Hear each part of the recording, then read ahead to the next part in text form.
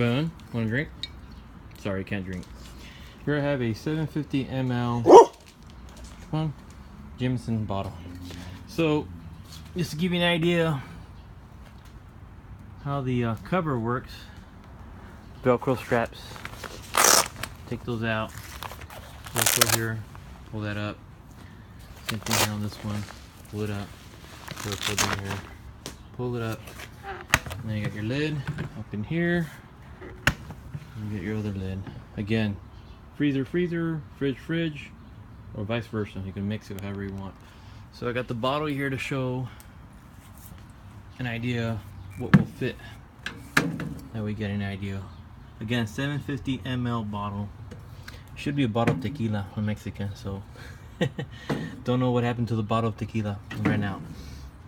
So imagine this here. Another one here, another one here, another one here. What was that, 4 or 5 bottles, vice versa. One here, here, here. And then this one, a little too short, so you lay it here and do that. Partition, took that out. This one I took it out, actually taking it out for the first time. We'll see how deep this is for that. Oh, it'll fit there. So it's the same depth here and here. And when it comes to here, it's shorter. Here's where all the motor is at and the components. So, not bad. It's got the tray in here also that comes off. So, I'm not gonna worry about that. And it's got the LED light. I don't think it has a backup battery. It's not plugged in. I think because I was working on it. So everything worked out great. The lids are working fine. So here's a click. That means it's secured. Fridge has an alarm if you leave the doors open. If you don't hear the click and you just leave it open like that, after 3 minutes the alarm will come off, go off, I should say. And then you put that there, there. Velcro on it. Velcro there. And the pouch, this protection cover has pockets on the sides. Has a D-ring for, I guess, keys or something. It's got a zipper. It's easy install.